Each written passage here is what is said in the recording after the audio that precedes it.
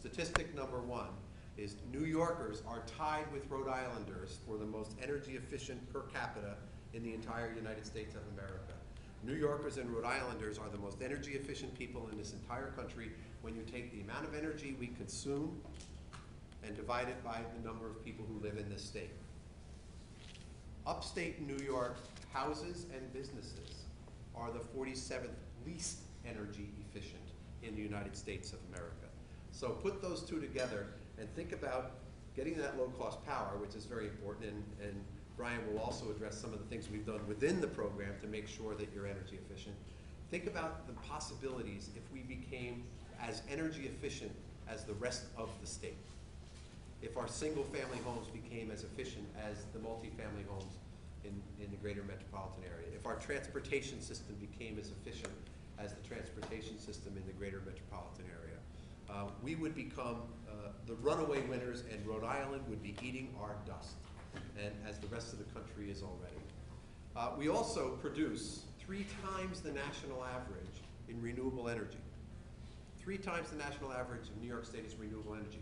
That's the good news. The bad news is it's all bottled up in hydroelectric power. Only 2% is not hydroelectric power, and that's a generous contribution to say it's even 2%. We have a long, long way to go. Now, where can we go with this? Well, we have great state programs that are really nice to put on a campaign brochure, but serve very little purpose unless you use them.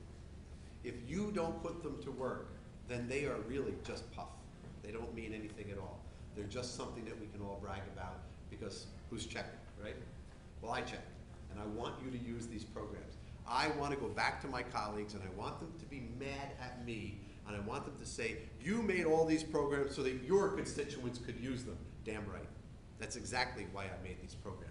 I participated in the development of each one of these things with a view in mind of being in the Hudson Valley, where industry is very vigorously and tentatively trying to keep or find its footing, where we have a huge not-for-profit component that drives our economy here in Ulster County in particular that cannot be ignored. It has to be respected as job producers, as job creators, and as the underpinnings of our overall economy. And that we have these programs that should be available to us.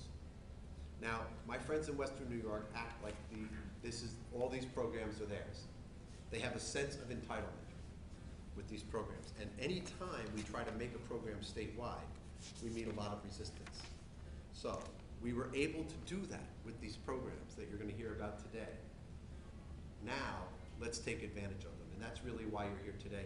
We have, as I said to Frank Gallatin when he was walking in the door, we have a 6-hour program given the presenter.